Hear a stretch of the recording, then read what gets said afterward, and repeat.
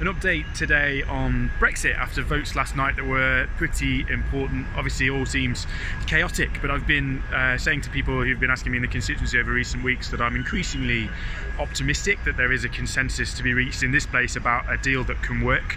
As I've said a lot, I have no fear of leaving on world trade terms, but this place and a number of members of Parliament do.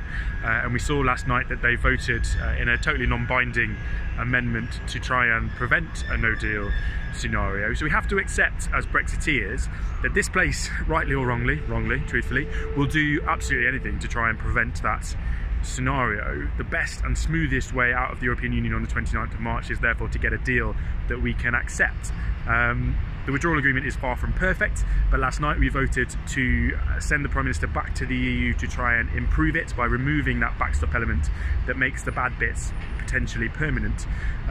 If she can achieve that, which is not easy, but if she can, then those challenges in terms of involvement of EU rules and courts and things like that become temporary, and things that we can leave of our own free will in a future relationship, or if in the event that we can't bring one together, still leave on world trade terms. So a big step forward in that there is a majority and a consensus in here for a plan that delivers Brexit on the 29th of March.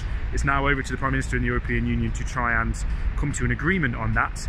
She's got 2 weeks to do that, and if she comes back with a better deal, hopefully things will be smooth. If she can't do that, and if the European Union won't budge, then I think we are increasingly justified in walking away. Frankly, if they're not willing to have a sensible conversation and come to a compromise, then that would be the right and only acceptable option for us to go forward. So, positive step forward last night. The next 2 weeks will be interesting.